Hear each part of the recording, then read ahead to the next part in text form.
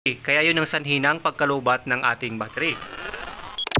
Hello mga kabasic, welcome again sa ating YouTube channel, Motorcycle Basic Mechanic, wherein we can learn repairs and tutorials and vlogs. Please subscribe and click the bell for the updates of our latest videos. Thank you so much and God bless everyone. Alright mga kabasic, itong HRM 125 ay meron akong share dito na kung saan ideas lang, no? Kung paano natin gawin itong ganitong klaseng problema doon sa kanyang charging system. Alright. On natin yung ating ignition switch. Yan. Natin. Yan. So, on yung ating ignition switch. Okay naman. May ilaw naman yung ating neutral. Okay.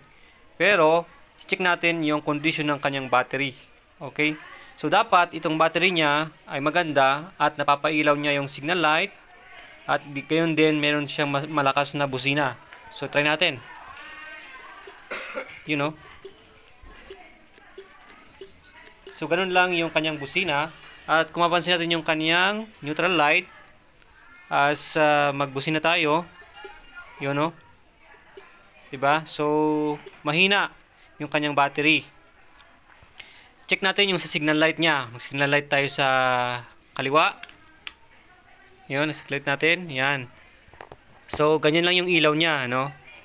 Napakahina. Sa kabila, ayun, mahina talaga. At kung mapansin niyo yung kaniyang neutral light, unti-unti na siyang nawawala.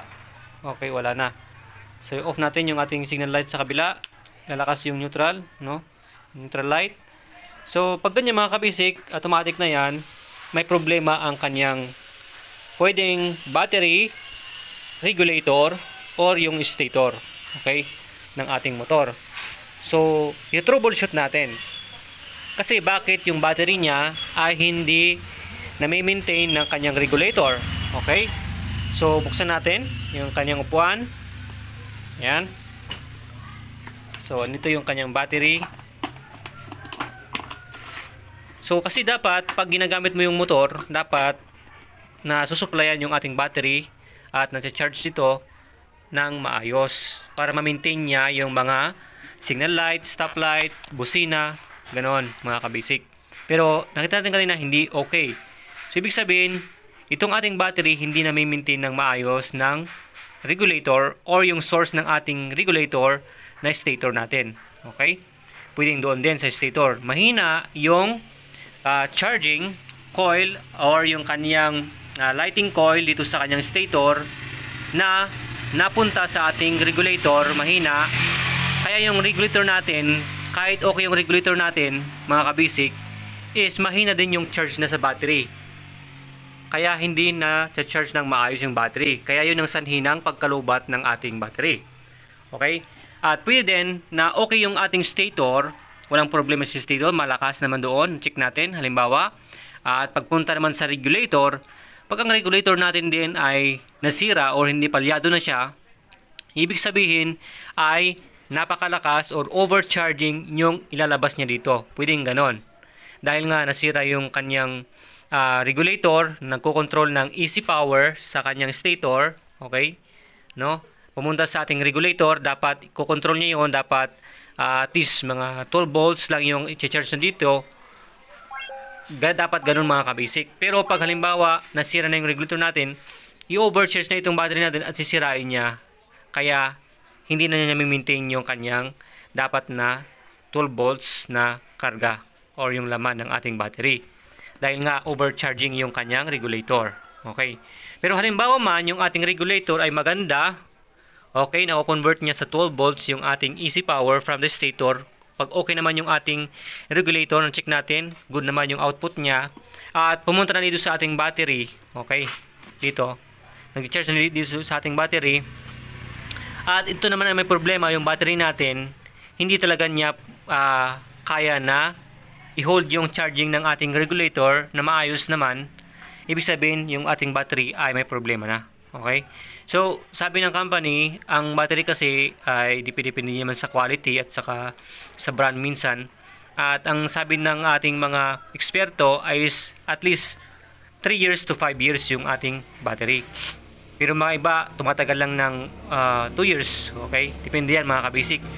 Depende yan sa mga nakakabit din sa yung motor, okay? So ayan, so itong battery natin, pag ito ay hindi na okay, ganito yun tayo mag-test, no? Okay yung regulator mo, walang problema doon, stator mo, walang problema. So ngayon, aalisin mo itong battery mo, or kahit dyan na, no, yung ating battery. Unang-una, sukatin mo muna yung battery mo. Okay?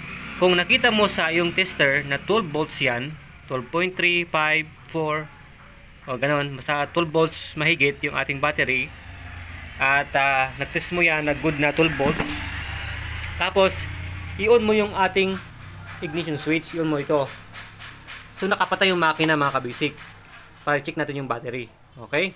So nakapatay yung makina, i-on mo yung ating ignition switch ulit. Okay? Ayan. So pag umilaw yung neutral light, siyempre huhugot yan ng kuryente sa ating battery. Huhugot yan dito. Okay? Sa battery natin. So ngayon, habang naka-on yan, check natin yung ating ulit, yung ating battery dito. Okay? Check natin ulit yung battery natin. Kung madali siyang malobat, okay? Diba na on na yung ating ignition switch, diba? Nakabasic, naka-on yan. Yan, naka-on yung ating ignition switch. Tapos unti-unting nagdi-decrease yan ng power or yung kanyang ilaw. Ibig sabihin ay may problema yung battery natin. Okay? At habang naka-on yung ating ignition switch, ilagay mo yung ating test probe dito, yung ating tester, i-check mo.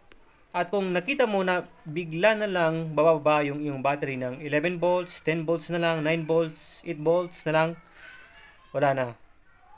Magpapalit ka na ng battery mo. Okay? At especially pag nagbusina ka na, okay? Nagbusina ka, signal light ka, okay? Yan. Tapos, check mo yung battery mo. Check mo yung battery mo, biglang nalulubat, okay? Saglit-saglit lang yung pag-on mo ng signal light. Saglit lang yung pagbusina mo, pag-on mo ng neutral light niya, at tapos biglang nalulubat itong battery mo. At good naman yung regulator at stator mo, magpalit ka na ng battery. Okay? Magpalit ka ng battery. Siguradong battery na yung may problema sa iyong motor. Alright. So, yun. Yan aking simple na ibahagi ulit sa charging. Kung paano i-check ba yung ating battery para sure tayo na yung battery yung sira at hindi yung stator, hindi yung regulator natin. Alright. And God bless everyone. Salamat po. At huwag kalimutan na mag-subscribe sa ating YouTube channel and click the bell button para ma-update tayo lagi sa mga panibago nating tutorials sa ating channel.